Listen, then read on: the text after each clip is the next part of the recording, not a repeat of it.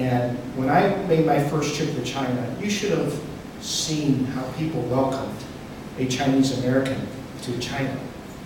Because, oh God, so many beautiful things are happening in your country. Freedom, celebration, the best ideas, the best businesses, the hope of the world is reflected in America. How do we get the conversation about our immigration policy from one out of a discussion about fear to one about hope and about why we are the greatest country in the world? How do we get that conversation reignited here with our congressional representatives? And I'm proud to be an American. I know where I came from, and I know where my parents came from. And we will always celebrate the opportunity that we had in this country. So when we have an immigration draft from the Senate side that says, we're going to no longer have family unification as one of the, the cornerstones.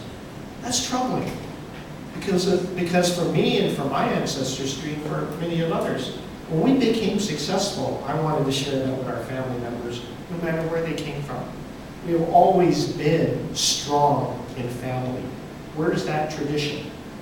So I want to go back to, let's not have immigration reform based on fear.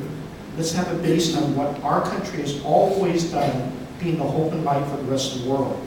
And when that conversation starts changing there, with the attitude and spirit, then you start saying, what is going to make our country successful? It'll be talent. It'll be family unification. It'll be not discriminating against people who are gay and lesbian who happen to have a partner overseas that is gay and lesbian.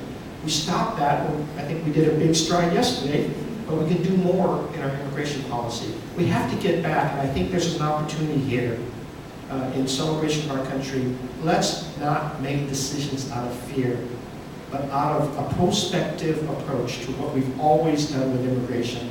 Let's be the beacon of hope for everybody in the rest of the country, the rest of the world, that we want the talent, we also want the values of what we believe in to be reflected in a good immigration policy.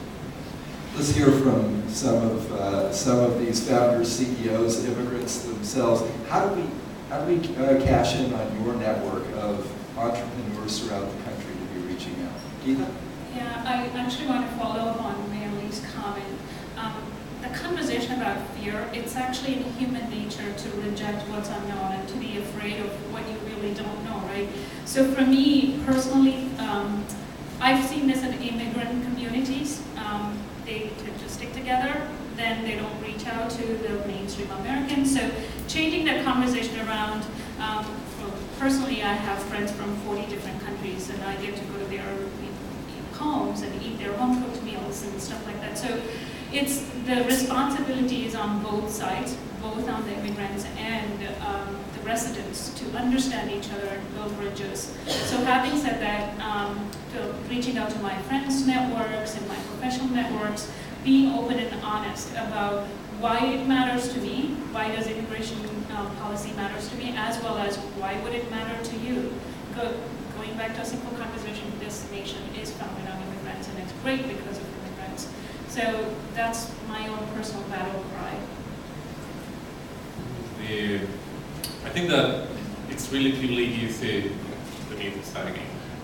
It's very likely that the vote is going to pass in the Senate today. I think that the big challenge is going to be in the House of Representatives in a couple of months when we get the vote again. We have pretty much everybody on the coast agrees with immigration reform. The challenge is going to be getting congressmen and congresswomen from the middle states of America to actually vote in favor of that. So, and how do they vote in favor of that? By having their voters push them to vote in favor. So somehow we need to reach that population in the US and convince them to call the representatives or take some kind of action so that they end up voting in favor of that. And as most pitches, when you're an entrepreneur, you need to pitch the why, the how, and the what. So the why, yes, you can pitch them about the immigrant that is picking strawberries, but it's a very hard sell. It's much easier to tell them, hey, we need immigration reform because we need the founder of the next Google or the next Facebook to be in the US and not anywhere else. And by the way, this reform is going to have a wall that you want. So you can, to some extent, convince them, also giving them the argument. But tell the why, then the how. I am helping March for Innovation, which is a way, we have my t-shirt here, with March for Innovation. It's an online movement that is making it really easy for people to take action whenever we need to take action. So you go there, you subscribe, you give your email address, or you simply sign in with Facebook, and whenever it's time for you to take action, they send you an email, and you can click in a couple of links that are going to send a tweet to your congressman or congresswoman, that are going to send, that are going to post something in Facebook, that are going to try to convince your friends to also do the same. So that's a way of telling others, do this, simply go there, sign up, and you're going to get instructions via email whenever it's time for you to do something. It doesn't get easier than that. And the how, well, I honestly don't know a lot of people in Middle America. And probably most of you don't. If you do, please tell them. But I'm going to invite business owners in here, and I promise here that I'm going to do it, to do the same thing that we did with SOPA. Back in the day when SOPA was about to pass, when the SOPA law, by the way, who remembers what SOPA is?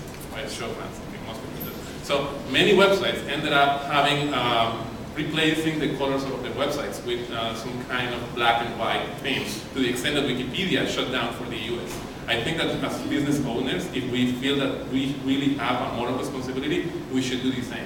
VoiceBunny, I'm going to change the homepage of VoiceBunny and the homepage of Voice123 to tell everybody that VoiceBunny and Voice123, the other brand that we have, is supporting immigration reform, so that they know that unless they help what this kind of thing, they are not going to have access, or that the chances of services like VoiceBunny and Voice123 of being in the US in the future are going to be much lower. And I'd like to see if other business owners follow suit. It's not going to be easy, but hopefully we're going to be able to get together. By the way, my wife and daughter are here. They decided to come, and my daughter also have the March for Innovation reform, if you want to see t-shirt.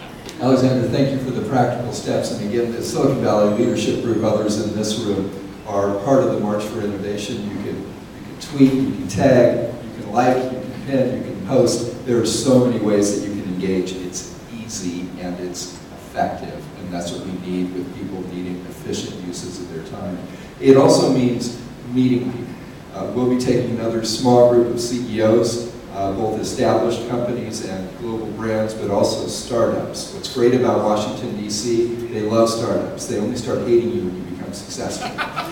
So that trip is July 31st through August 2nd. We want to encourage innovators and executives to join us for that trip. But Rutul, let's hear from you, and then we're going to open it up to our audience here at Eventbrite. Great. Just a couple of ways. As business owners, we have the opportunity to work with people all over the United States, right? Getting to that people in Middle America, we have an opportunity to do that. We have customers there, we have partners there, we have suppliers there. Whoever it is, we need to get to them, explain the why, the how, and what to do. And that's another way for us to leverage our networks and our stories to be able to do that.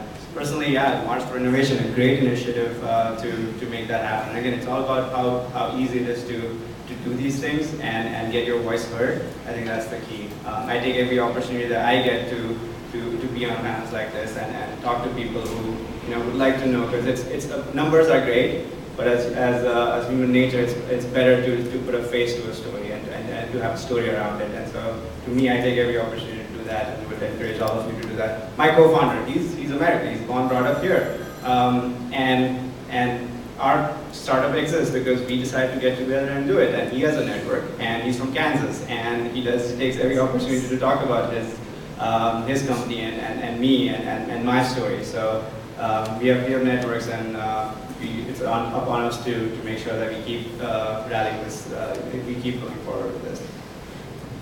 Panelists, thank you. We're going to go to questions from the audience. We're going to start with a few of our partners who helped make today possible. I'd like to turn first to Bob Lynchy, who's President and CEO of the San Francisco Chamber, and if I'm not imposing too much, Greg Schultz, who's with Business Forward, and Mike McGeary from Engine Advocacy, and then others to the extent we have time. Bob? Thank you, Carl. Thank you for getting us all together to talk about this very important topic. First of all, I'd be remiss, Mr. Mayor, if I didn't congratulate you on being the host for the 2015 Conference of Mayors. I bet you're going to be looking in my direction to help on that one, too. Before I get to my question, thank you for your participation, particularly entrepreneurs. I want to further engage you maybe later on a discussion on the role higher education played in your entree into the world of the United States. And my question is, what happens if immigration reform doesn't happen? What kind of impact will it have on your company, your growth, your innovation? So in the very short term, the visas that we didn't even get rejected. They didn't even, the H-1B petitions. We are trying to find a replacement for that person in the US, the 2 people that we were planning on hiring. It's difficult to find people with such a skill set in here, so we might end up enabling them to set up their offices and build their teams overseas. So it's less jobs here for the US.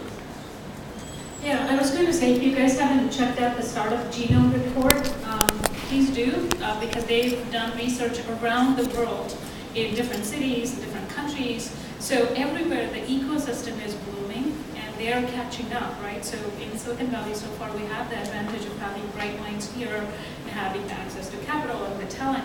But if we don't fix the immigration issues, then the other parts of the world like Tel Aviv, Brazil, India, China, venture capitalists, like somebody mentioned in the room, are now actively investing overseas, right? So let's not miss the boat on that. If it does happen, we get rid of the banner on 101. Have you seen the Canadian inviting entrepreneurs? We'll just get rid of that if this happens. Mayor Lee, impact on San Francisco? You know, I think you will have an economic slowdown. I think the recovery will not be fully for everybody. I think you'll have 30 to 50,000 people in our city alone, maybe 2.5 million in the state of California, that don't come out of the shadows, that don't talk about their health needs, that are not part of our economy, but they have to create things underground. And then you know how that affects safety for everybody, health safety, physical safety in their neighborhoods, because people have to hide from things that they could come out and have a safe passage for. So this has been building up. It's not like it just happened. And we need to recognize that we need to do something about it. Immigration reform has a critical role in changing those circumstances to bring a lot more people out into the light and have full participation in our economy. Maria Odom, from the White House perspective.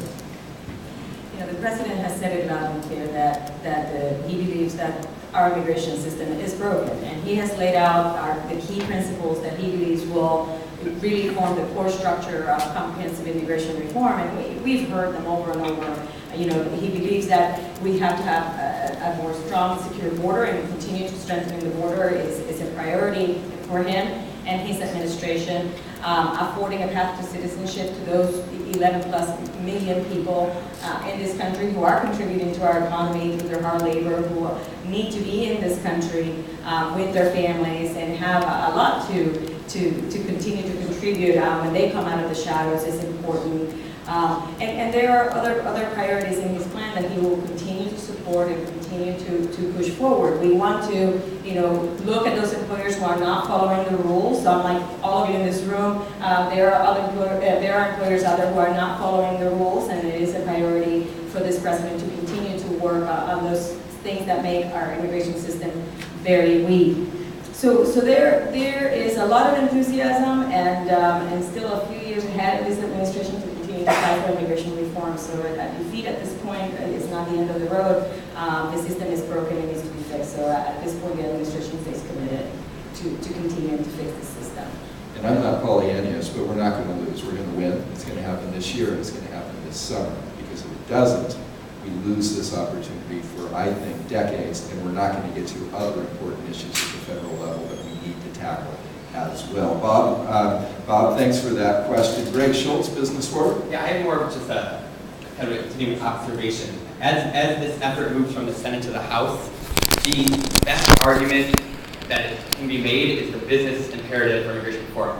We are dealing with, you know, a few dozen moderate members, both Democrats and Republicans. The #1 message to them is that this helps grow the economy. And you all in this room and your networks across the country, I applaud what you guys are doing at VoiceBunny. You are the best messengers, and your networks are the best messengers. And Republican senators, Democratic senators, all of them have said we have not heard enough from the business community. So do everything you can. For those sitting in the audience, we have some cards for Business Forward. We can help you engage. Our whole effort is to help you impact public policy in an easier way. So if you get a chance to fill it out, leave it on your chair, we'll collect it. But thank you guys for what you're doing, and your voice is going to make the difference. And it isn't get done, but only with the business community pushing everywhere. Thanks for the leadership of Business Forward. I hope all of us fill out these cards. We got a choice. We can be engaged or we can be enraged. And enraged is going to get us anywhere in this debate. Let's